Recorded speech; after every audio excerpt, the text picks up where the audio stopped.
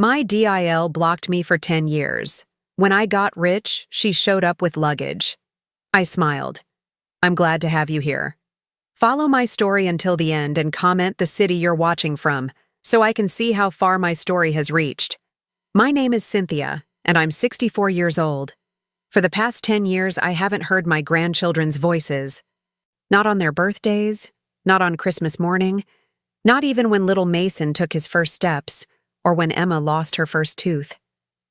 10 years of complete silence, as if I had simply vanished from their lives.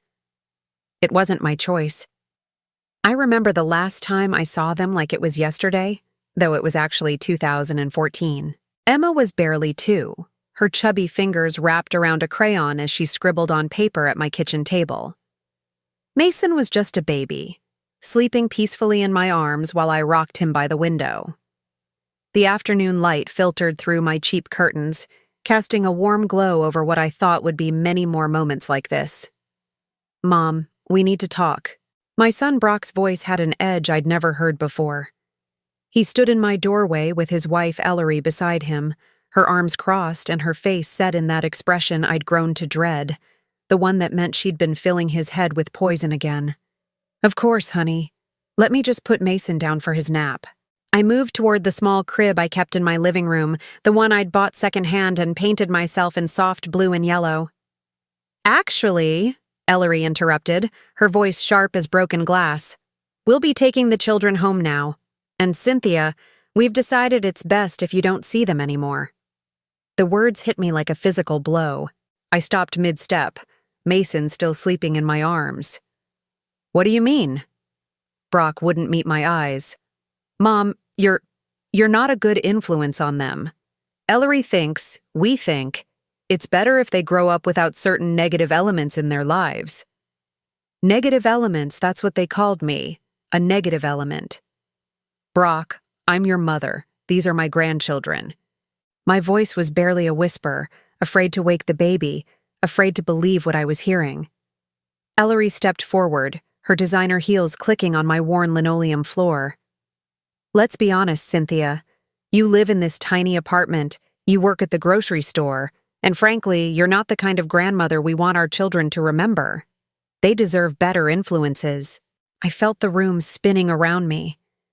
This woman I had tried so hard to welcome into our family, was taking my babies away from me. And my son, the boy I had worked 3 jobs to raise, the child I had sacrificed everything for, was letting her do it. Brock, please, I said, my voice breaking. I love them. I would never hurt them. For just a moment, I saw something flicker in his eyes. Doubt, maybe.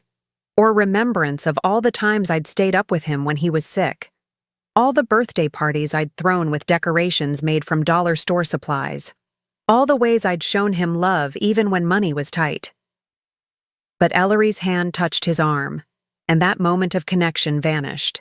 This is what's best for everyone, he said, the words sounding rehearsed. Don't make this harder than it needs to be. I handed Mason to his father, my hands shaking. Emma looked up from her coloring, sensing the tension in the room with that intuitive way children have. Gamma? She said, reaching her little arms toward me. Come on, sweetheart, Ellery said quickly, scooping Emma up before she could touch me. We're going home. They left without another word. The door closed behind them with a soft click that somehow sounded louder than any slam.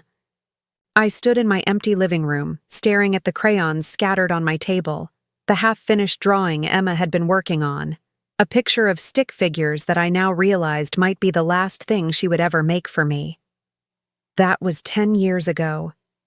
10 years of birthdays missed, Christmas mornings spent alone, Mother's Days that passed without so much as a phone call, 10 years of watching other grandmothers at the grocery store with their grandchildren and feeling my heart break all over again. I tried calling at first. The phone would ring and ring until Brock's voicemail picked up. Hi, you've reached the Thompson family. We're not available right now, but leave a message and we'll get back to you. Except they never did. Not to me. I sent birthday cards for the children, Christmas presents carefully chosen and wrapped. They all came back unopened, marked "Return to Sender" in Ellery's sharp handwriting. I even showed up at Emma's school once, just hoping to catch a glimpse of her. But the secretary informed me that I was on a list, not allowed to pick up or even see the children. Ellery had made sure of that. The isolation was complete. Systematic. Deliberate. My neighbors still asked about the grandkids sometimes. Mrs. Henderson from next door, who remembered when Brock was little, would inquire about Emma and Mason with genuine concern in her eyes. "How are those beautiful babies of yours, Cynthia?" she'd ask while we both checked our mail. "They're growing up so fast," I'd say, because what else could I say? That I hadn't seen them in years? That I didn't know if Emma still loved to draw or if Mason had learned to ride a bike? That their mother had decided I wasn't worthy to be in their lives? The lies became easier over time, though they never stopped hurting. I kept their pictures on my refrigerator, the old ones from before the blockade. Emma as a toddler with chocolate cake smeared on her face from her second birthday party. Mason as a newborn, so tiny and perfect in his little blue outfit. Sometimes I'd catch myself talking to those pictures, telling them about my day, about the nice customer I'd helped at work, about the sunset I'd watched from my kitchen window. "Emma, honey, you would love the flowers Mrs. Chen planted in the courtyard," I'd whisper to the photo. "They're purple, just like the crayon you always used for the sky." Pathetic, maybe, but those one-sided conversations were all I had. Work became my refuge. The night shift at Daily Mart paid the bills and kept me busy when the loneliness became too overwhelming. Stocking shelves, helping late-night customers, counting inventory, simple tasks that kept my hands occupied and my mind from wandering too far into the pain. My manager, Susan, had worked there for 15 years and understood the value of reliable employees. She never asked too many questions about why I preferred the overnight shifts, why I never took vacation days, why I sometimes seemed to be fighting back tears during slow periods. "You're dependable, Cynthia," she'd tell me when the district manager came around for reviews. That's worth its weight in gold in this business. Dependable. That's what I was. Dependable and alone. But even in my isolation, I never stopped hoping. Every phone call might be Brock finally coming to his senses.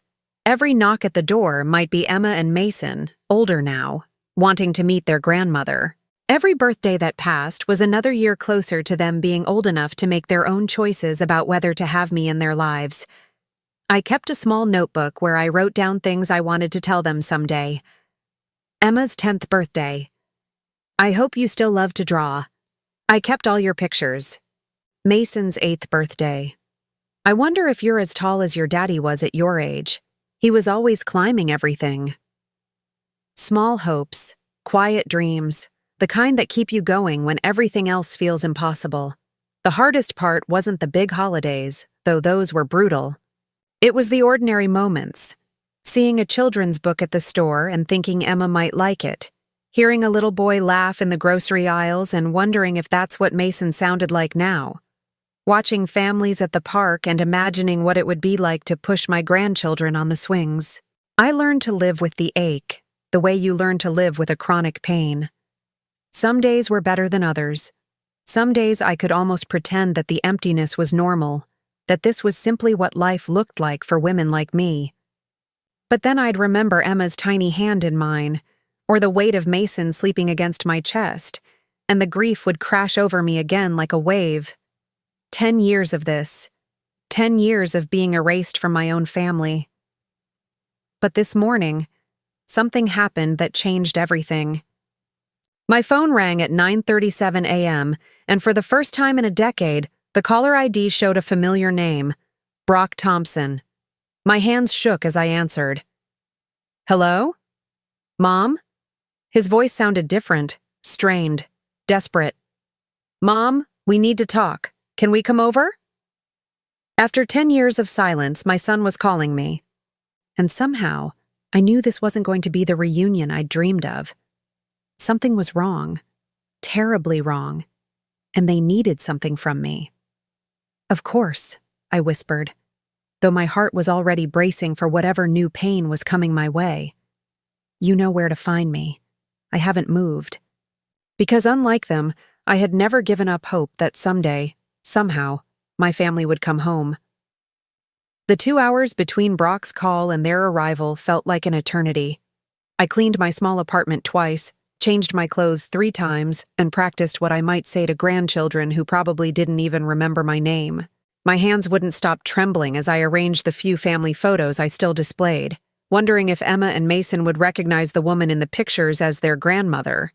But before they arrived, I needed to remember how we got here. Not the blocking. That was fresh pain, always sharp.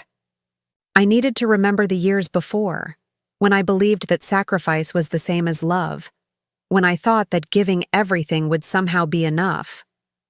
I was 26 when Brock was born, young enough to still believe in fairy tales, but old enough to know better. His father, Michael, had been my whole world, charming, ambitious, full of plans for our future together. We were going to build something beautiful, he promised. A family business, a big house, maybe more children after Brock. Michael died in a car accident when Brock was 3 years old. One rainy Tuesday morning, gone in an instant, leaving me with a toddler who kept asking when Daddy was coming home and bills I didn't know how to pay. The life insurance money seemed like a fortune at first, $15,000. Enough to buy time, I thought.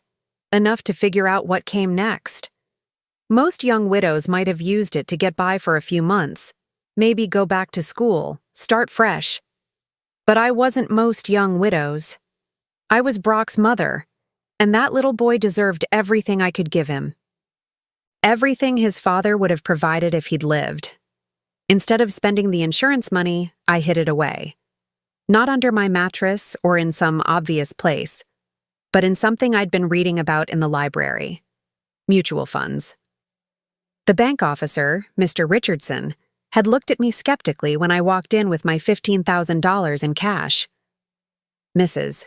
Thompson, are you sure about this? These investments can be volatile. Maybe you should consider a simple savings account. But I'd done my research during Brock's nap times, reading financial magazines I couldn't afford to buy, studying the business section of newspapers I found left behind at the diner where I waitressed. I was determined to make that money grow, to build something lasting for my son. I understand the risks, I told Mr. Richardson, signing the paperwork with hands that shook from more than nervousness. This is for my son's future. That $15,000 was the seed of everything that came later. But it was also the beginning of the most difficult years of my life. To keep that investment untouched, I had to live on what I could earn, which meant working constantly, breakfast shift at the diner, afternoons cleaning office buildings, nights stocking shelves at Daily Mart. 3 jobs to make ends meet while that insurance money sat quietly growing in accounts Brock knew nothing about. I remember the morning I realized he'd started school hungry. Really hungry. Not just, I don't want cereal, hungry. I'd been rushing between jobs, leaving him with Mrs. Patterson next door more often than I liked. And somehow I'd missed that he'd been giving his lunch to other kids because there wasn't enough food at home. "Mommy," he said that night, climbing into my lap after I'd finally made it home from the grocery store. "Tommy's mom packs him 2 sandwiches every day. Can I have 2 sandwiches?" The shame hit me like a physical blow. Here I was, hoarding money for his future while he went to school hungry in the present. But I couldn't touch those investments. They were growing, slowly but steadily, and they represented something bigger than today's lunch money. They represented the college education he deserved, the opportunities his father had wanted to give him. So I picked up a 4th job, weekend catering for a local company, serving wealthy families their dinner parties while my own son ate peanut butter sandwiches for the 3rd night in a row. The years blurred together after that. Brock grew from a toddler to a little boy to a teenager, and I aged in ways that had nothing to do with time. My back ached from lifting, standing, cleaning. My hands were permanently stained from industrial cleaning products. I fell asleep in chairs more often than in my bed, too tired to make it down the hall to my bedroom. But Brock thrived. Piano lessons, soccer teams, summer camps, all funded by my multiple jobs while the insurance money continued its quiet growth. He never knew that I sometimes went without lunch so he could have his. He never knew that I wore the same 3 dresses to every school function because new clothes meant less money for his activities. When he was 16, he started noticing things. "Mom, why don't you ever eat dinner with me anymore?" Because I was working the dinner shift at Romano's restaurant, serving families who ate together while mine sat alone. But I couldn't tell him that. "I'm not very hungry these days, sweetheart. Growing boys need more food than old ladies like me." "You're not old," he protested, but he was looking at me with new eyes. Seeing the gray in my hair that had appeared seemingly overnight, the way my uniforms hung loose on my shrinking frame, the exhaustion I couldn't quite hide anymore. "Mom, are we poor?" The question I'd been dreading for years. How do you explain to a teenager that you're both poor and not poor, that you're struggling to pay rent while sitting on investments that could solve every immediate problem? "We have everything we need," I said carefully. "And you're going to have everything you want for college." That last part was true. By the time Brock graduated high school, those investments had grown to over $60,000. Enough for state university tuition, room and board, books, everything. I'd done it. I'd kept my promise to Michael and to myself. The day I handed Brock that first tuition check, I felt like I could finally breathe. All those years of sacrifice, all those nights working while other mothers tucked their children into bed, all those missed school plays and soccer games. It had been worth it. "Mom, how did you save this much money?" Brock asked, staring at the check. I thought about telling him then. About the insurance money, about the careful investments, about how I'd been building his future $1 at a time for 15 years. But seeing the wonder in his eyes, the pride, I couldn't bear to diminish that by revealing how much I'd struggled to make it happen. "Your father left us a small insurance policy," I said instead. "I put it away for your education." It wasn't technically a lie, but it wasn't the whole truth either. Brock went to college, graduated with honors, got a good job in marketing. He met Ellery during his senior year, a psychology major from a wealthy family who made it clear from the beginning that she had very specific ideas about what her future should look like. I was happy for him, truly. Even when Ellery's engagement ring cost more than I made in 6 months. Even when their wedding had more flowers than I'd ever seen in one place. Even when they bought a house in a neighborhood where my yearly salary wouldn't cover property taxes. What I didn't realize was that somewhere along the way, Brock had started seeing me the way Ellery saw me, not as the woman who'd sacrificed everything for his success, but as an embarrassment. A reminder of humble beginnings he preferred to forget. The blocking happened gradually, then all at once. Fewer visits, shorter phone calls, excuses for why I couldn't babysit the children. And finally, that terrible afternoon when they took Emma and Mason away forever. After they left that day, after the 10 years of silence began, I threw myself back into work. But something had changed. The investments I'd barely touched during Brock's childhood, they had continued growing, compounding, multiplying. I started paying more attention to the financial news, reading investment newsletters, learning about diversification and portfolio management. The $15,000 had become $60,000 for Brock's college. Then it became $100,000, then $200,000.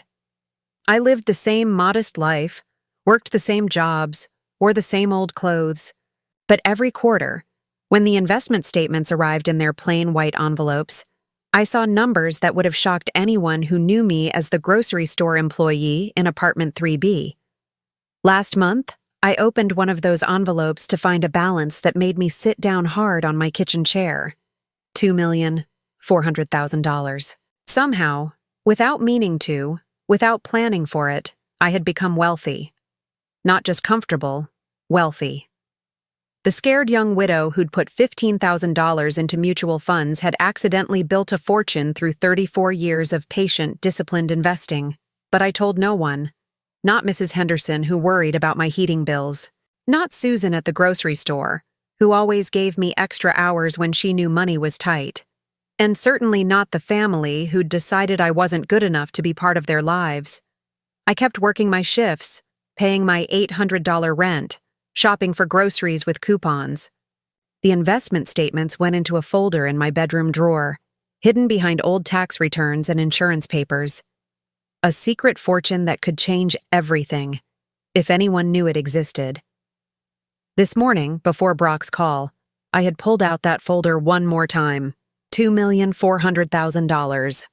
Money that could pay off their mortgage, send Emma and Mason to any college they wanted, buy them whatever their hearts desired. Money that represented not just luck or good investments, but 34 years of denial. 34 years of living below my means so this money could grow. 34 years of choosing the future over the present, just as I had when Brock was young. I'd been poor for so long that I'd forgotten how to be anything else. Even when the numbers on the page said otherwise, my heart still felt like that young widow counting pennies for groceries. But now, with Brock's desperate phone call echoing in my memory, I wondered if maybe it was time to stop hiding. Time to see what my family really wanted from me after 10 years of telling me I had nothing to offer them. The knock at my door came at exactly 11:30 a.m., sharp and demanding. I opened it to find Brock standing there with Ellery beside him, looking older than I'd imagined they would. But behind them, like a miracle I'd stopped believing in, were Emma and Mason. Emma was 12 now, tall and serious-looking, with dark hair that reminded me achingly of Brock at that age. Mason was 10, fidgety and curious, his eyes darting around my small apartment like he was cataloging everything he saw. "Hello, Cynthia," Ellery said, her voice carefully neutral. She was pulling suitcases behind her. Multiple suitcases. "We need to have a conversation." As I stepped aside to let them in, I caught Emma whispering to Mason, "Is this really our grandmother? The one Mom said we shouldn't remember?" And I realized that the real test was just beginning. They stood in my living room like strangers surveying unfamiliar territory. Ellery's eyes swept over my modest furniture, my discount store curtains, the small television that still had rabbit ears because cable seemed like an unnecessary luxury.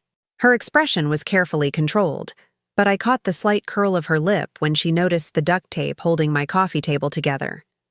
"Grandmother Cynthia," Emma said hesitantly, the words sounding foreign in her mouth. "Mom said we're going to stay with you for a while." My heart clenched. Grandmother Cynthia. Not Grandma, not Nana, not any of the sweet names I'd dreamed my grandchildren might call me. A formal title that created distance even as we stood in the same small room. "Is that so?" I looked at Brock, searching his face for some explanation. He avoided my eyes, studying the worn carpet as if it held the answers to life's greatest mysteries. Ellery stepped forward, her smile bright and brittle as thin ice. "We thought it was time to reconnect. Family is so important, don't you think? And with your recent good fortune, it seems like the perfect opportunity for us to spend some quality time together." Recent good fortune. The words hung in the air like smoke from a fire I hadn't lit. "I'm sorry, what are you referring to?" "Oh, come now, Cynthia." Ellery's laugh was musical and completely artificial. "Mrs. Patterson next door mentioned your lottery win to my friend Sarah at the grocery store. Word travels fast in a small town, you know." My blood went cold. Mrs. Patterson was nearly 80 and had been mixing up her neighbor's mail for the past 2 years. Last month she'd congratulated me on my nephew's wedding. I don't have a nephew. But somehow, her confused gossip had created a story that brought my family back to me. "The lottery," I repeated slowly, trying to understand how this misunderstanding had traveled from Mrs. Patterson's failing memory to my daughter-in-law's sudden interest in reconciliation. "Don't be modest," Ellery continued, settling herself on my couch like she owned it. "Sarah said it was quite substantial, enough to change everything for our family." Our family. After 10 years of telling me I wasn't good enough to be part of their lives, I was suddenly included again. But only because they thought I'd won money I'd never actually won.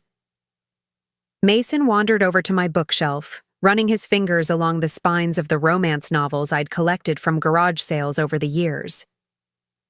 "Are these all yours, Grandmother Cynthia?" "They are." I knelt down to his level, drinking in the sight of him. 10 years old now, with gap-toothed smile and curious eyes. "Do you like to read?" He nodded enthusiastically. "I'm reading chapter books now. Mom says you probably don't have any good books since you." He stopped, glancing back at Ellery with uncertainty. "Since I what, sweetheart?" "Nothing," Ellery said quickly, moving to Mason's side. "Children say the silliest things. Don't you, Mason?" But I'd heard enough to understand. They'd taught my grandchildren that I was somehow lesser, that I wouldn't have good books or good anything because of who I was. What I was.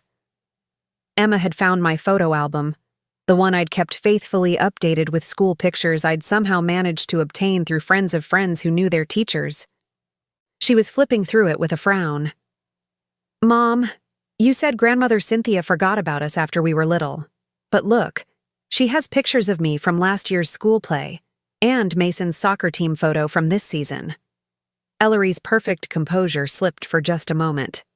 "Those must be old pictures, sweetheart. From before." Ours, but Emma was 12, old enough to read dates and smart enough to recognize her own face. "No, look, it says Emma's spring concert, 5th grade, right here in Grandmother's handwriting. That was last month." The silence in the room was deafening. Brock finally looked up from the carpet, his face pale as he realized what his daughter had discovered. For 10 years, while they'd told the children I'd forgotten them, I'd been documenting every milestone I could find evidence of, keeping their memories alive in this little album. "Where did you get these pictures?" Brock asked, his voice barely a whisper. "Does it matter?" I closed the album gently, taking it from Emma's hands. "The important thing is that you're here now." But Ellery wasn't finished with her performance. She stood up, smoothing her expensive dress, and walked to the window overlooking the parking lot. "This place is so quaint. But obviously with your windfall, you'll be moving somewhere more suitable. Somewhere with room for family." "Moving?" I followed her gaze out the window, where their Mercedes sat next to my 15-year-old Honda like a judgment on my choices. "Well, naturally. You can't expect to live in a one-bedroom apartment forever. Not when you have family who could benefit from more space." She turned back to me, her smile sharp as broken glass. "We've actually been thinking about this a lot, Cynthia. Brock lost his job 3 months ago. Did he mention that?" I looked at my son, who was now examining his shoes as if they were the most fascinating objects in the world. "No, he didn't mention that." The marketing firm had cutbacks. Very sad. And of course, with the house payments and the children's activities, things have been quite tight. Ellery's voice took on a martyred tone, as if their financial troubles were some great sacrifice she was making for the world. "I'm sorry to hear that, Brock. Why didn't you call? I could have..." "Could have what?" Ellery interrupted. "You were working at a grocery store, Cynthia. What exactly could you have done?" The dismissal in her voice was like a slap, but beneath the hurt, something else was growing. A slow, cold anger that had been building for 10 years. "Anyway," Ellery continued, settling back into her performance, "when we heard about your lottery win, we thought, isn't this wonderful? Now Cynthia can help her family, really be part of Emma and Mason's lives. And of course, this tiny apartment wouldn't be appropriate for children. They need space to grow, to play. Somewhere with a yard, perhaps. Multiple bedrooms." "You want me to buy a house?" I said flatly. "We want you to buy us a house," Ellery corrected with breathtaking audacity. "All of us. One big, happy family. The children deserve to live somewhere nice, don't you think? And with your windfall, you could afford something really special, something worthy of your grandchildren." Mason had found my small collection of children's books, the ones I'd bought over the years, hoping that someday I might read them to Emma and him. He was sitting cross-legged on the floor, absorbed in a picture book about a grandmother and her grandchildren baking cookies together. "I always wanted to bake with you," he said suddenly, looking up at me with eyes that were heartbreakingly like Brock's at that age. "But Mom said you were too busy working to spend time with kids." "Mason!" Ellery's voice was sharp. "Don't bother Grandmother Cynthia with silly stories." But Mason wasn't deterred. "Emma and I used to ask about you all the time. Remember, Emma? We wanted to know why we never visited Grandmother Cynthia like our friends visited their grandmas." Emma nodded, her young face serious. "Mom always said you didn't really want to see us, that you were too tired from work and stuff." The lies. 10 years of lies, fed to children who'd wanted to know their grandmother. 10 years of poison disguised as protection. "That's not true," I said quietly. "I've wanted to see you every single day since you were taken away from me." "Taken away?" Emma's eyebrows rose. "We weren't taken away. We just stopped visiting. Because your mother decided I wasn't good enough to be your grandmother anymore." The words hung in the air like an accusation. Ellery's face flushed red, but before she could respond, Brock finally found his voice. "Mom, don't. Please. We're here now.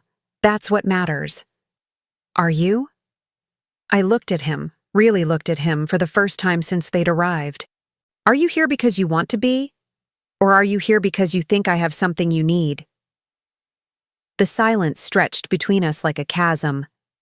Outside, I could hear Mrs. Henderson watering her plants, the sound of normal life continuing while mine turned upside down once again. Finally, Ellery spoke. "I think we're getting off on the wrong foot. The children have had a long day and we're all tired. Perhaps we could discuss living arrangements later. For now, we just need somewhere to stay for a few days while we sort things out." "Living arrangements?" The phrase stuck in my throat.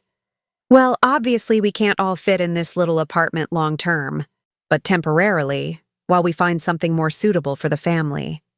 She gestured around my living room as if it were a homeless shelter she was graciously agreeing to occupy. And suddenly, I understood. They hadn't come here to reconcile. They hadn't come here because they'd missed me or because they wanted the children to know their grandmother. They'd come because they thought I had money and they intended to take it. The lottery win that existed only in Mrs. Patterson's confused imagination had brought them back to me. Not love, not regret, not the desire to heal our broken family. Money. The possibility of money. "How much?" I asked quietly. "I'm sorry?" Ellery tilted her head with practiced innocence. "How much do you think I won?" She exchanged a glance with Brock, and I saw calculation in her eyes. "Well, we didn't want to pry, but Sarah mentioned it was quite substantial. Enough to change everything. Enough to buy a proper house in a good neighborhood. Somewhere the children could be proud to bring their friends. Somewhere they could be proud to bring their friends. Not somewhere I could be happy, not somewhere our family could heal. Somewhere that would reflect well on them." Mason had moved on to a book about a little boy visiting his grandmother's farm. "Look, Grandmother Cynthia, this boy gets to help his grandma feed the chickens. Do you have chickens?" "No, sweetheart. I live in an apartment. No room for chickens here. But when we move to the big house, could we get some? Please?" The hope in his voice broke my heart. These children had been fed lies about me for 10 years, but they were still children. Still capable of dreaming about grandmothers and chickens and all the things they'd been denied. "Mason, stop bothering Grandmother Cynthia with silly questions," Ellery snapped. "She's been alone for a long time. She's not used to children anymore. Not used to children, as if 10 years of forced separation had somehow erased my ability to love my own grandchildren." I stood up slowly, my joints protesting after the emotional strain of the morning. "I need to make some phone calls about the arrangements."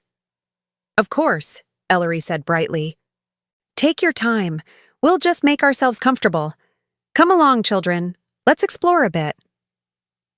As they moved through my small apartment like tourists in a foreign country, I retreated to my bedroom.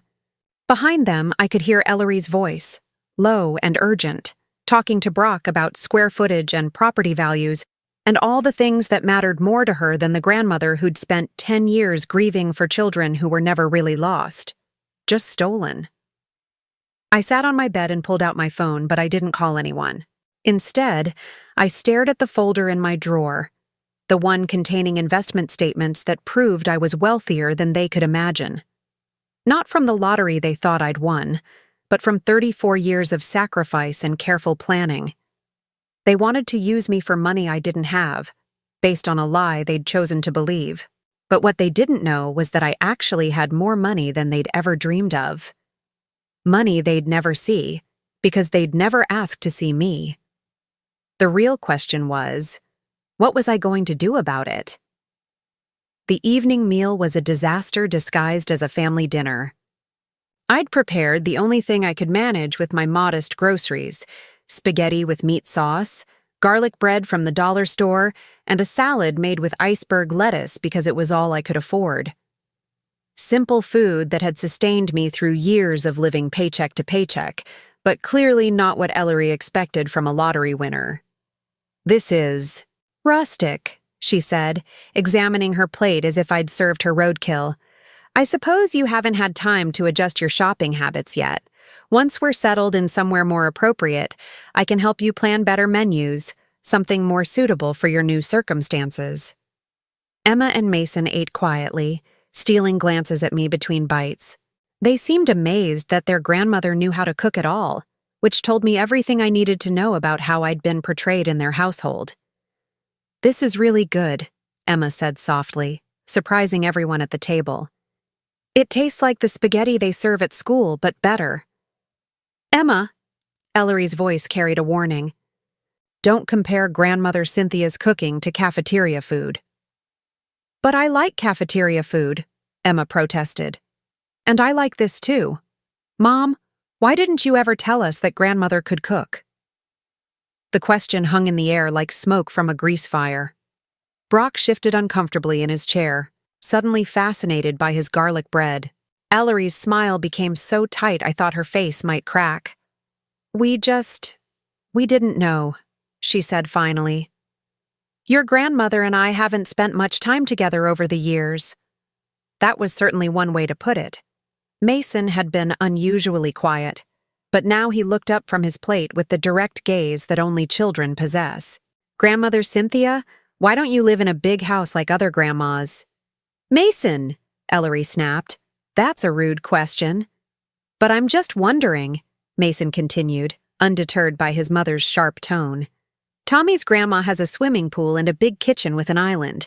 If you won the lottery, shouldn't you have fancy stuff too?" Out of the mouths of babes. My 10-year-old grandson had just asked the question that cut to the heart of everything.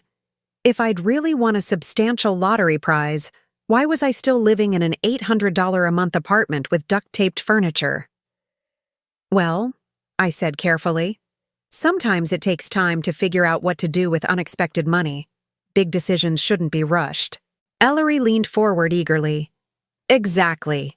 That's why family is so important during times like this. Brock and I have experience with financial planning, property investment. We can help guide you through the process." I almost laughed. Brock, who'd lost his job 3 months ago and hadn't told his own mother. Ellery, who was clearly drowning in debt, but trying to maintain appearances. These were the people who wanted to guide my financial decisions. "That's very generous of you," I said. "But I've been managing my money for quite some time now." "Managing?" Ellery's eyebrows rose. "Cynthia, no offense, but you work at a grocery store. I have a master's degree in psychology, and Brock has years of corporate experience. Surely you can see the benefit of professional guidance." Professional guidance. From people who'd driven themselves into such deep debt that they needed to move in with the grandmother they'd spent 10 years vilifying. After dinner, while Brock helped with dishes, a courtesy I suspected was Ellery's idea rather than his, she cornered me in the living room. The children had discovered my small collection of board games and were setting up Monopoly on the coffee table, arguing good-naturedly about who got to be the dog. "Cynthia, we need to discuss practicalities," Ellery said, her voice low but urgent. "This apartment is clearly temporary, but the children need stability. Emma starts 7th grade in the fall, and Mason is at a crucial age for social development. They can't be moving from place to place." "They seem to be moving just fine," I observed. "After all, they moved out of their house and into my apartment with no notice at all." Her perfect smile faltered. "That's different. That's family helping family during a difficult time." "Is it? Because it seems to me like family helping family would involve some conversation beforehand. Some asking rather than announcing." "We're asking now," but her tone suggested she was doing nothing of the sort. "The children need a proper home, Cynthia. Somewhere with space for homework and friends and all the things growing children require. You understand that, don't you?" What I understood was that she'd already spent my imaginary lottery money in her head. She'd probably been house hunting online before they'd even knocked on my door. Emma looked up from the Monopoly board. "Can I be the banker, Grandmother Cynthia? I'm really good with money. Dad always says I should be an accountant when I grow up." "Of course, sweetheart." I sat down on the floor next to her, ignoring the way Ellery's lips pursed at my willingness to play games on the carpet like a child. "How much money do we each start with?" Mason asked, sorting through the colorful bills. $1,500 each, Emma replied promptly. "That's the rules. $1,500. The same amount I struggled to save each month during the hardest years of Brock's childhood. Money that had seemed like a fortune when I was 26 and terrified, but was now just the opening stakes in a children's game. "Did you know," I said as Emma dealt out the money, "that $1,500 was exactly how much I had when your father started kindergarten? After rent and groceries and his school supplies, that was what was left for the whole month." "Really?" Emma's eyes widened. "That doesn't seem like very much." It wasn't, but we made it work. Brock had stopped washing dishes. I could see him in the kitchen doorway, listening with an expression I couldn't quite read. "How did you make it work?" Mason asked, already moving his game piece around the board. "Very carefully. Every dollar had to count for 3 or 4 things. I learned to be creative." "What do you mean?" I thought about those years, about the careful calculations that had become second nature. "Well, for instance, when your father needed new school clothes, I would shop at thrift stores first. But I wouldn't just buy any clothes. I'd look for pieces that could work for school, for play, and for church. One shirt had to do 3 jobs." "That's smart," Emma said approvingly. "Mom always says we have to buy separate outfits for every occasion." Ellery's face flushed. "Children need appropriate clothing for different activities, Emma. It's important to dress well." "But Grandmother Cynthia's way saves money," Mason pointed out with the logical simplicity of childhood. "Then you can buy more important stuff." "Like what?" Ellery's voice had an edge now. Mason shrugged. "I don't know. Food? Books? Toys? Stuff kids actually need?" From the mouths of babes, indeed. The game continued, but I could feel tension building in the room like pressure before a storm. Ellery kept checking her phone, typing urgent messages to someone. Brock remained in the kitchen, ostensibly cleaning, but really just avoiding the conversation happening in the living room. "Grandmother Cynthia," Emma said as she landed on my property and owed me rent. "Can I ask you something?" "Of course." "Were you sad when we stopped visiting?" The question hit me like a physical blow. Beside me, I heard Ellery's sharp intake of breath. "Emma, that's not appropriate." "It's okay," I said quietly, meeting my granddaughter's serious gaze. "Yes, sweetheart. I was very sad." "Why did we stop coming? Mom said it was because you were too busy, but you don't seem too busy now." I glanced at Ellery, whose face had gone pale beneath her carefully applied makeup. This was the moment she'd been dreading, when her children started asking the questions she couldn't answer without revealing her own cruelty. Sometimes adults make decisions that don't make sense to children, I said carefully. Sometimes they make mistakes. Did you make a mistake? Mason asked. No, I said firmly. I never stopped wanting to see you. Not for one single day. The silence that followed was deafening. Emma and Mason exchanged glances, and I could see the wheels turning in their young minds. They were old enough to recognize inconsistencies in the stories they'd been told, old enough to start questioning the narrative that had shaped their understanding of their grandmother. Ellery stood abruptly.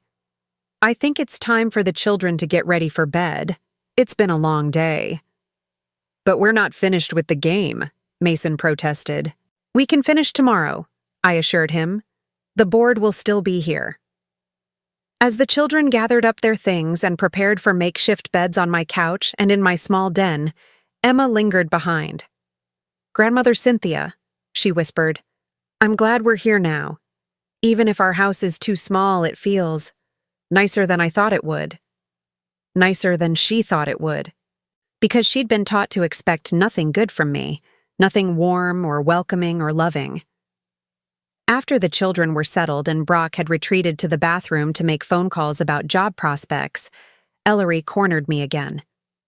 You need to stop filling their heads with stories about the past, she said, her mask of politeness finally slipping. They don't need to know about your struggles or your feelings. It's confusing for them. The truth is confusing? Your version of the truth is confusing. Children need consistency, Cynthia. They need to feel secure in their family structure. And what structure is that? The one where their grandmother is erased from their lives for 10 years? The one where they're taught that loving me is somehow wrong? Her eyes flashed with something cold and calculating. The structure where everyone knows their place, where children respect their parents and don't question decisions made for their own good. And what about grandparents? What place do we have in your structure? She smiled, but there was nothing warm about it. That depends entirely on what you have to offer. There it was, the truth, finally spoken aloud. My value as a grandmother was directly tied to my perceived lottery winnings. My worth as a family member was measured in dollars and property values. I see, I said quietly. Good. I'm glad we understand each other. She turned toward the hallway, then paused. Oh, and Cynthia? Tomorrow we should start looking at houses seriously. The children are adaptable, but this living situation can't continue indefinitely. They deserve better. As she walked away, I sat alone in my living room, surrounded by the detritus of the evening, Monopoly money scattered on the table, dinner dishes still drying in the kitchen, the gentle sounds of my grandchildren settling in to sleep under my roof for the first time in 10 years. They deserved better. On that point, Ellery and I absolutely agreed. The question was, better than what? Better than the grandmother who'd loved them from a distance? Better than the woman who'd sacrificed everything for their father's future? Better than the lottery winner they thought I was? Or better than the mother who'd spent 10 years lying to them about love? The next morning, I woke before dawn as I had for 34 years. Old habits die hard, even when your whole world is shifting beneath your feet. I made coffee in my small kitchen, listening to the unfamiliar sounds of family sleeping in my living space, Emma's quiet breathing from the couch, Mason's occasional murmur from his makeshift bed in the den, Brock's familiar snore that hadn't changed since he was a teenager. For a moment, I allowed myself to pretend this was normal, that my grandchildren had always been part of my morning routine, that their presence wasn't the result of lies and manipulation, that we were simply a family who loved each other waking up under the same roof. But reality has a way of reasserting itself, and reality walked into my kitchen at 6:45 a.m. in the form of Ellery, perfectly dressed despite sleeping on an air mattress, her phone already glued to her ear. Yes, I understand the market is competitive, she was saying to whoever had the misfortune of being her realtor this early in the morning. But we're serious buyers. Cash buyers, actually. My mother-in-law just came into some money and we're looking for something substantial. 4 bedrooms minimum, good school district, swimming pool if possible. Cash buyers, swimming pool, 4 bedrooms. She'd spent exactly 36 hours in my apartment and was already spending my imaginary lottery winnings with the confidence of someone who'd never been denied anything in her life. I poured myself coffee and waited for her to finish the call. When she hung up, she turned to me with that bright, artificial smile I'd grown to despise. "Good morning, Cynthia. I hope you don't mind. I took the liberty of contacting a few real estate agents. There are some wonderful properties available in Willowbrook Heights. That's where we lived before Brock's. Employment situation changed. The children's friends are all in that area." Willowbrook Heights, where house prices started at $500,000 and went up from there. Where people like me, the real me, not the lottery winner she imagined, couldn't afford to drive through, let alone live. "That sounds expensive," I said mildly. "Well, of course, but you can afford it now. And really, Cynthia, after all these years of living so modestly, don't you deserve something better?" Modestly. Such a kind way to say poverty. "The children deserve something better too," she continued, warming to her theme. "Emma is at such a crucial age for social development. Living in a nice neighborhood, having friends over, being part of the right community, these things matter more than you might realize."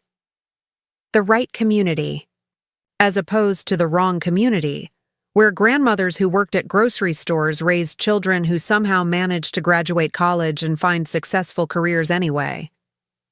Brock emerged from the bathroom, looking haggard in a way that had nothing to do with sleeping on an air mattress. He'd been making phone calls until nearly midnight, probably following up on job leads or trying to negotiate with creditors.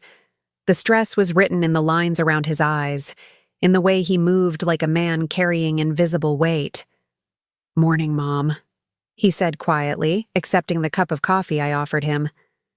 For just a moment, he looked like the little boy who used to stumble into the kitchen before school, hair sticking up in every direction, needing help finding his backpack. "Any luck with the job search?" I asked. He shook his head. "Market's tough right now. Everyone's cutting back, consolidating.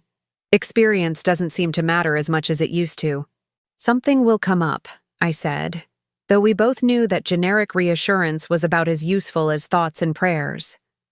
Ellery glanced at him with barely concealed irritation. "Well, that's actually less of a concern now, isn't it? I mean, with Cynthia's windfall, we have some breathing room to be selective. Brock doesn't need to take just any job." The casual way she dismissed his pride, his need to provide for his family, his entire professional identity. It was breathtaking in its cruelty. But what was worse was the way Brock's shoulders sagged, as if he'd been carrying this particular burden for so long he'd forgotten what it felt like to stand straight. "Ellery," he said quietly, "we can't just assume—" "Can't assume what? That family helps family? That Cynthia wants what's best for her grandchildren?" She turned to me with eyes that glittered like cut glass. "You do want what's best for them, don't you, Cynthia?" It was a trap, beautifully laid. Say yes, and I was agreeing to fund their lifestyle indefinitely. Say no, and I was admitting I didn't care about Emma and Mason's welfare. "I want what's best for everyone," I said carefully. Emma and Mason chose that moment to wander into the kitchen, drawn by the smell of coffee and the low murmur of adult conversation. They looked rumpled and young in their pajamas, Mason's hair sticking up exactly like his father's used to. Emma already alert and taking in the tension between the adults with the sharp awareness of a 12-year-old who'd learned to read emotional weather patterns. "Are we really going to look at houses today?"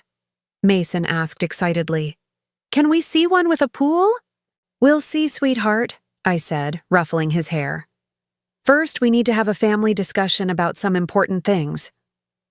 "What kind of important things?" Emma asked, immediately suspicious. She'd learned early to be wary of adult conversations that might affect her world. I looked at Brock, then at Ellery, then at my grandchildren who deserved so much better than the games their parents were playing with their lives. About honesty, I said finally. About truth and lies and what family really means. The silence that followed was heavy with unspoken tensions. Ellery's smile faltered. Brock's coffee cup paused halfway to his lips. Emma and Mason looked between the adults, sensing something significant was happening but not understanding what. I walked to my bedroom and retrieved the folder I'd been hiding for so many years. My hands were steady as I returned to the kitchen, though my heart was pounding with the weight of what I was about to do. "There's something you all need to know," I said, setting the folder on my small kitchen table. "Something I probably should have told you a long time ago." "Mom?" Brock's voice was uncertain. I opened the folder and spread the investment statements across the table like playing cards. 34 years of quarterly reports, account balances, transaction histories, the paper trail of a fortune built one careful decision at a time. "I didn't win the lottery," I said quietly. Mrs. Patterson was confused, as she often is these days. There was no lottery ticket, no sudden windfall. Ellery's face went white. "What do you mean?" "I mean," I continued, my voice growing stronger with each word, "that the money exists, but it didn't come from gambling. It came from sacrifice. From 34 years of living below my means, so this money could grow." Brock leaned over the table, scanning the numbers. I watched his face change as he processed what he was seeing. "Mom, these accounts, this balance, $2,417,326, I said, as of last month's statement. The silence was deafening. Emma and Mason pressed closer, trying to understand why the adults had suddenly stopped breathing. That's more than a lottery winner," Mason said finally, his math skills sharp enough to recognize that this was more money than most people saw in their lifetimes. "Much more," I agreed. "And it represents every single sacrifice I made for 34 years. Every extra shift I worked instead of reading bedtime stories. Every vacation I didn't take. Every nice dress I didn't buy. Every dinner out I skipped. All of it went into building this." Brock's hands shook as he picked up one of the statements. The original investment, $15,000, from Dad's life insurance. I was 26 years old and terrified, I said. I had a 3-year-old son and no idea how to be both parents at once. But I knew that money was the last gift your father could give us, and I wasn't going to waste it on temporary comfort. "You've been rich this whole time?" Emma asked, her young mind struggling to reconcile the grandmother who lived in a tiny apartment with the numbers on these pages. "Rich in money, yes, but I chose to live poor so this wealth could exist. I chose to let you all think I was nothing special, just an old woman who worked at a grocery store and couldn't afford nice things." Ellery found her voice, though it came out as barely a whisper. "Why?" "Because I wanted to see who you really were when you thought I had nothing to offer." The truth hung in the air like smoke from a fire that had been burning for decades. Ellery's perfect composure cracked completely, revealing something raw and desperate underneath. You let us struggle. You let Brock lose his job, let us face foreclosure, let the children worry about money, and you had millions of dollars just sitting there?" "No," I said firmly. "You let yourselves struggle by cutting me out of your lives. You decided 10 years ago that I wasn't worth knowing unless I could be useful to you. You taught my grandchildren that loving me was something to be ashamed of." Brock was staring at the investment statements like they were written in a foreign language. "Mom, I don't understand. All those years when I was growing up, when we barely had enough." "We had enough," I corrected. "We had exactly what we needed, and this money was growing for your future. I paid for your college with the dividends from these investments. I gave you every opportunity I could while building something bigger for the long term. But you could have made our life easier. We could have lived in a nice house, had nice things. And then what would you have learned about work? About sacrifice? About the value of money? I gestured toward Ellery, who was now openly crying. Look how she treats money she didn't earn. Look how quickly she's willing to spend wealth that belongs to someone else. Is that what you wanted to learn? Mason tugged on my sleeve. Grandmother Cynthia, are you going to buy us a house now? The question was innocent, but it cut to the heart of everything. I knelt down to his level, looking into eyes that were so much like his father's. That depends, sweetheart. Are you going to love me if I say no? He blinked, confused by the question. Of course, you're my grandma. And what if I never buy you anything? What if I just love you and spend time with you and teach you things, but I don't give you money or toys or fancy stuff? That's okay too, Emma said, though she glanced uncertainly at her mother. Isn't it, Mom? Ellery couldn't answer. She was trapped between her own greed and her children's innocent acceptance of unconditional love. Brock set down the investment statements and looked at me with eyes I hadn't seen since he was small. Mom, I'm sorry. I'm so sorry for all of it. For choosing her over you. For letting her poison the kids against you. For being weak when you needed me to be strong. I know, I said simply. But now you have to choose again. And this time, your children are watching.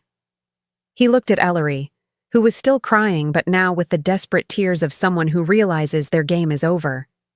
Then he looked at Emma and Mason, who were watching this adult drama unfold with the clear eyes of children who deserved better than the manipulation they'd been subjected to. What do you want me to choose? He asked. I stood up, my knees protesting but my resolve stronger than it had been in 10 years. I want you to choose truth. Choose honesty. Choose the kind of family your children deserve to be part of. And if I do? If we start over? I smiled, feeling lighter than I had in decades. Then we start over, all of us, but on my terms this time. Ellery's head snapped up. What does that mean? I met her gaze steadily. It means you have until noon to decide what kind of mother you want to be.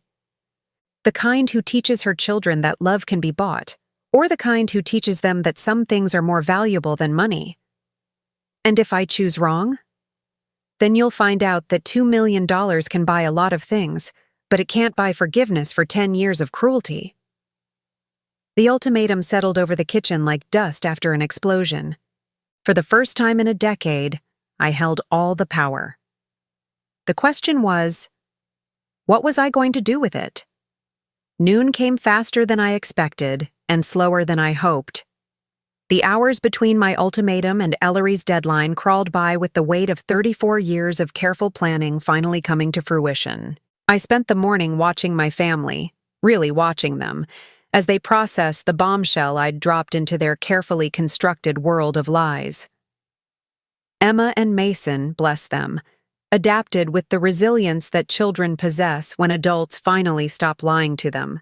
They asked direct questions and accepted direct answers. They wanted to know why I'd kept my wealth secret, why their mother had kept them away from me, why money seemed to make all the adults act so strangely. Grandmother Cynthia, Mason said as we sat together on my small couch, if you have all that money, why do you still live here? Because this is my home, I said simply. Money doesn't change where you belong. But Mom always says we need to live in the right neighborhood so people will respect us. Emma nodded sagely. She says where you live tells people what kind of person you are. I thought about that for a moment, looking around my modest apartment with its second-hand furniture and carefully mended curtains. What kind of person do you think I am, based on where I live? But they considered this seriously. These children who'd been taught to judge worth by square footage and property values. I think you're the kind of person who doesn't waste money on stuff you don't need, Emma said finally. I think you're the kind of person who saves money for important things instead of spending it on showing off, Mason added, from the mouths of babes. In 10 minutes of honest conversation, my grandchildren had understood something their mother had spent their entire lives failing to grasp. Brock spent the morning pacing my small living room like a caged animal, stopping occasionally to stare at the investment statements I'd left spread across my kitchen table.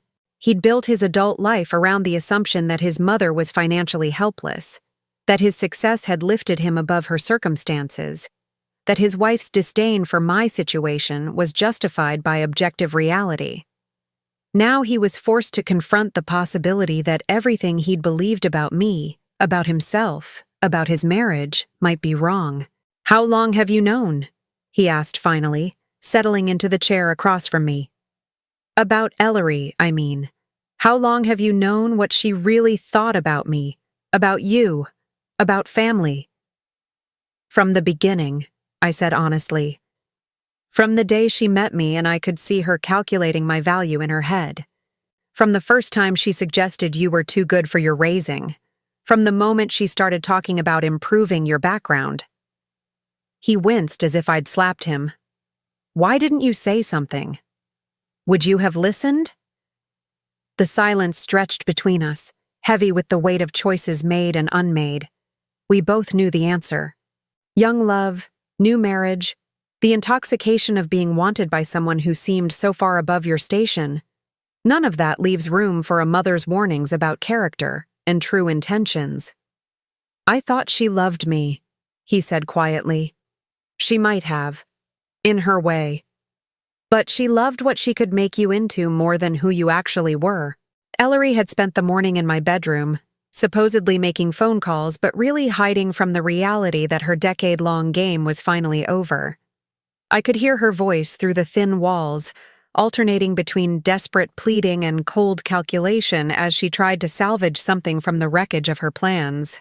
At 11:45, she emerged with the composed expression of someone who'd decided to make one last play for control. "I've been thinking," she announced, settling herself in my kitchen with the confidence of someone about to negotiate from a position of strength.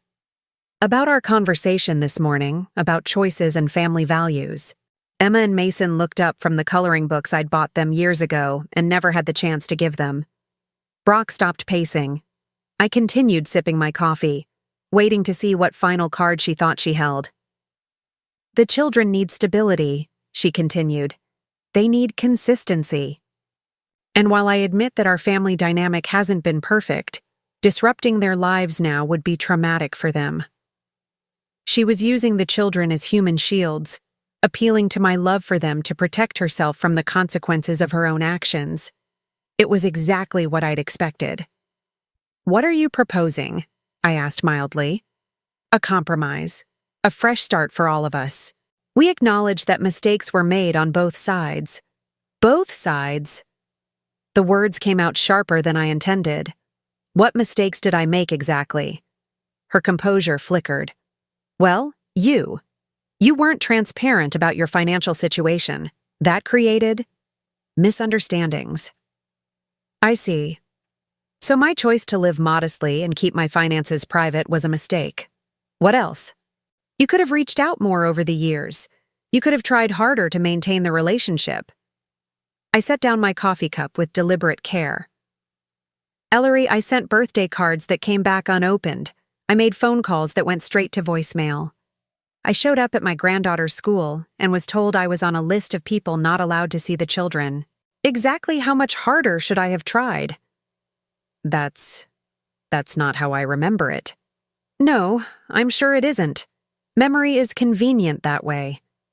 Brock was staring at his wife with growing horror as he realized the full extent of her systematic cruelty. "Ellery, you told me Mom didn't want to see the kids. You said she was too busy with work to be bothered with them. I was protecting them and protecting you. Do you remember what your life was like before you met me?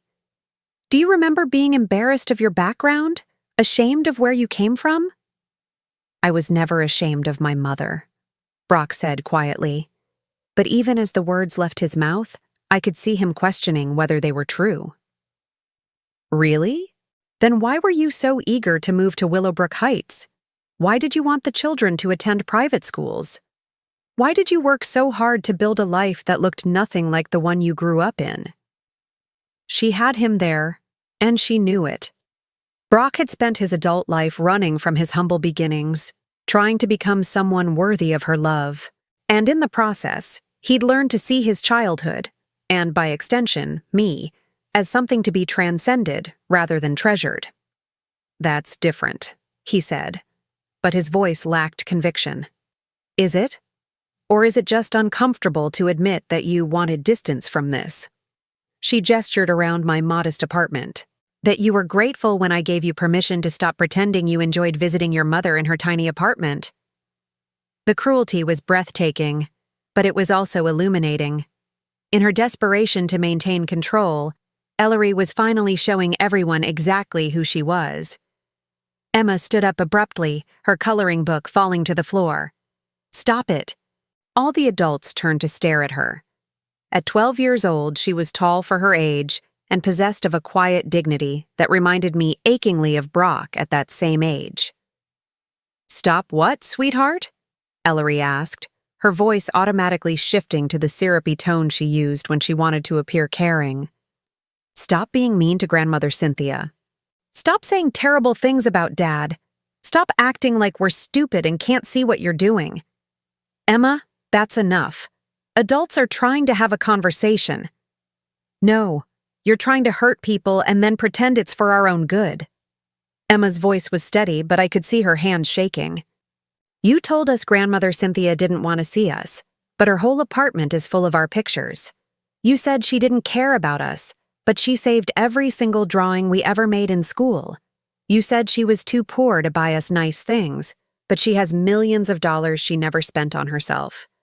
Mason nodded vigorously. "And you said Dad's childhood was embarrassing, but he turned out pretty good. Better than some of my friends' dads who grew up rich and still act like jerks."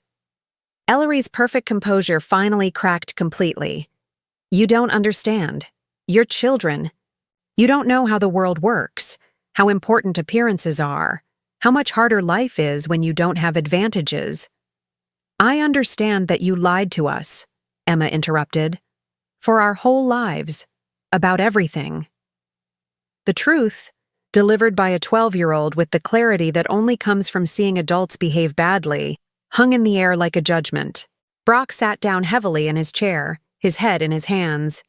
"Jesus, Ellery, what have we done?" "We've built a good life," she said desperately. "We've given the children opportunities, experiences. We've taught them that love is conditional," he said. "We've taught them that family isn't worth maintaining if it doesn't serve your purposes. We've taught them to be ashamed of where they came from. And we've taught them that their grandmother isn't worth knowing," I added quietly. "Unless she has something they want." The noon deadline I'd set was arbitrary, dramatic perhaps, but it had served its purpose. The pressure of time had forced everyone to show their true colors. Ellery's last-ditch manipulation attempt had backfired spectacularly, exposing her not just to me and Brock, but to her own children. "So," I said, standing up and smoothing down my simple dress, "it seems like everyone has made their choice." "What does that mean?" Ellery asked, though the fear in her eyes suggested she already knew. I walked to my bedroom and returned with my checkbook, the one connected to my main investment account, the one that could write checks for amounts that would change lives. "It means," I said, settling at my kitchen table and uncapping my pen, "that some people get second chances and some people get exactly what they've earned." I wrote the first check carefully, my handwriting steady despite the magnitude of what I was doing. $25,000 made out to Brock Thompson, enough to cover their immediate debts, buy them time to figure out their next steps, start fresh. "This is for you," I said, tearing it out and handing it to my son. "To help you get back on your feet." His hands shook as he took it. "Mom, I can't accept this. Not after everything." "You can, and you will. But there are conditions." "What conditions?" I wrote a second check, this one for $50,000. This one goes into education funds for Emma and Mason. College, trade school, whatever they choose. But it's managed by me, and it's only accessible if they maintain a relationship with their grandmother. Emma and Mason's eyes went wide. They might not fully understand the magnitude of $50,000, but they understood it was more money than they'd ever imagined having access to. "And the third condition?" Brock asked quietly. "You get counseling. Real counseling, to figure out why you chose a wife who taught your children to be ashamed of their family. To figure out why you let someone else's standards become more important than your mother's love." He nodded, tears streaming down his face. "And Ellery?" I looked at my daughter-in-law, soon to be former daughter-in-law if I was reading the situation correctly. She was staring at the checks with naked hunger, calculating even now how much of that money she could claim as community property. "Ellery gets exactly what she's always wanted," I said. "Freedom from association with people beneath her standards." "What does that mean?" "It means the children can choose whether they want to maintain a relationship with their mother, and you can choose whether you want to stay married to someone who taught your children that love can be bought." The silence that followed was profound. Emma and Mason looked between their parents, understanding that their family was about to change in ways they couldn't fully comprehend. Brock stared at his wife as if seeing her clearly for the first time. "And Ellery looked at those checks and made one final fatal mistake. "This is ridiculous," she said, her voice sharp with frustration. "We're talking about $25,000 like it's some grand gesture. Cynthia has over $2 million. This is pocket change to her." "You're right," I said calmly. "It is pocket change to me, which is why this is all you'll ever see of it." "That's not fair. I'm Brock's wife. I'm the mother of your grandchildren. You deserve exactly nothing from me," I interrupted, my voice carrying the weight of 10 years of suppressed anger. "You stole my grandchildren from me. You taught them to be ashamed of loving me. You spent 10 years convincing them that I wasn't worth knowing, and now you want me to reward you for it? I was protecting them. No, you were protecting yourself from having to associate with people you considered beneath you. And in the process, you've raised children who've learned that family is disposable if it doesn't meet your standards." I stood up, feeling taller and stronger than I had in years. "The money will always be there for Emma and Mason, for their education, for their futures, for helping them build lives based on their own values rather than someone else's prejudices. But it will never be there for you." Ellery's face contorted with rage. "You can't do this. I'll fight you. I'll take you to court, claim elder abuse, prove you're mentally incompetent." "With what money?" I asked mildly. "Court battles are expensive, and from what I understand, you're broke." She turned to Brock desperately. "Are you going to let her do this to us? To your wife? To your family?" Brock looked at her for a long moment, then at his children, then at me. "You're not my family," he said quietly. "You're someone who's been teaching my children to be ashamed of the people who love them most." And just like that, it was over. 34 years of planning, 10 years of patience, one morning of truth-telling, and the woman who'd stolen my family from me was finally facing the consequences of her choices. Emma and Mason spent the afternoon asking questions about money, about family, about why adults made things so complicated. We played board games and made grilled cheese sandwiches and talked about everything except the fact that their world had just fundamentally changed.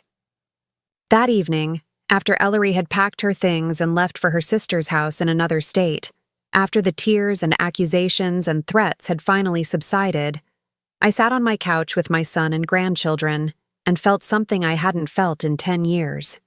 Peace. "Grandmother Cynthia?" Mason asked as he settled against my side. "Are we going to move to a big house now?" "Do you want to move to a big house?" He considered this seriously. "Maybe, but only if you come with us, and only if it still feels like home." I looked around my modest apartment, at the second-hand furniture and discount store curtains and duct-taped coffee table, at the investment statement still spread across my kitchen table, representing 34 years of sacrifice and patience, at my son, who was learning what it meant to choose love over appearance, at my grandchildren, who were learning that wealth means nothing without the people you care about. "You know what?" I said, pulling them both closer. "I think we're already home. $2 million could buy a lot of things, but it couldn't buy what we'd found that day.